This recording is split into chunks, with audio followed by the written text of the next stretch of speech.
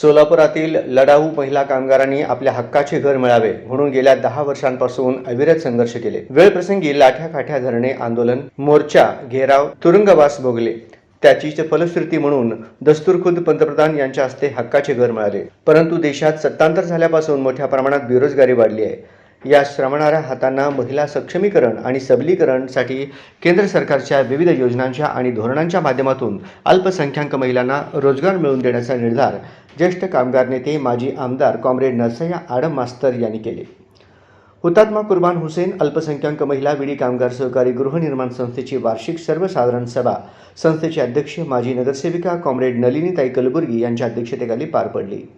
यावेळी बोलताना संस्थेचे अध्यक्ष माजी नगरसेविका नलिनीताई कलबुर्गी म्हणाल्या की आपल्या सर्वांच्या डोक्यावर सावली आणण्यासाठी आडम मास्तर यांनी ऊन वारा पाऊस याची तमा न बाळगता अहोरात्र आपल्यासाठी लढले, हक्काचे घर मिळवून दिले. पंतप्रधान यांनी सर्वांच्या खात्यावर 15 लाख रुपये देण्याचे आश्वासन दिले, परंतु मास्तर प्रत्यक्ष 5 लाखाच्या घराचे मालक बनवले. याहून अधिक अभिमानाची दुसरी बाब असू शकत नाही. श्रमिकांना मालक बनवणाऱ्या आडम मास्तरांना आमदार बनवणे हे आमचे कर्तव्य आहे असे म्हणत सर्व उपस्थित सभासदांनी उत्स्फूर्तपणे हात उंचावून अब की बार आडम मास्तर आमदार, आडम मास्तर तुम आगे बढ़ो, हम तुम्हारे साथ है अशा घोषणा दिल्या. यावेळी व्यासपीठावर कार्यक्रमाचे कामिनीताई आडम, संस्थेचे संचालक तस्लीम शेख, रुबीना शेख आदींची उपस्थिती होती. त्या दिवशी लोग पूरे पैसे भरकर चाबी लेकर गए और वहाँ रह गए. अब बैंक का आपका सबसे बड़ा सवाल, तुम्हारे जिंदगी से जुड़ा हुआ सवाल,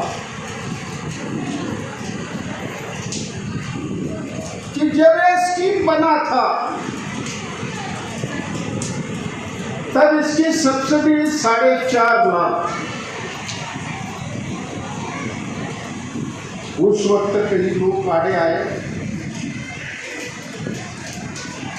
14 साल तक की इसको तवज्जो किया नहीं. आडम मास्टर का वादा सच्चा है, तुमको सबको 15 लाख का मालक बनो. ये आडम मास्टर का वादा है. नरेंद्र मोदी ये वादा पूरा नहीं कर सके, लेकिन सोलापुर में कॉम्रेड आडम मास्टर ने आपको 15 लाख का मालक बनाया. ये सच्चा वादा कॉम्रेड आडम मास्टर. अभी चुनाव में हमारी जिम्मेदारी क्या है? चुनाव आने के बाद क्या होता है?